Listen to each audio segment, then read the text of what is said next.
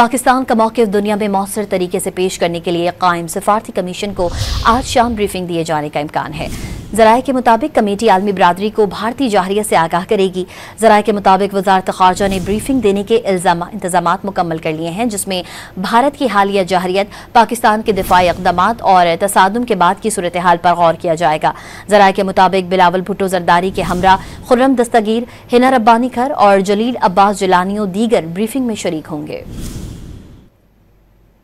पाकिस्तान का मौक़िफ़ दुनिया में मौसर तरीके से पेश करने के लिए कायम सिफारती कमीशन को आज शाम ब्रीफिंग दिए जाने का इम्कान है।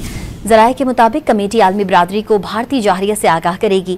ज़राए के मुताबिक वज़ारत ख़ारजा ने ब्रीफिंग देने के इंतज़ामात मुकम्मल कर लिए हैं, जिसमें भारत की हालिया जाहिरियत, पाकिस्तान के दिफाई इक़दामात और तसादुम के बाद की सूरत हाल पर गौर किया जाएगा।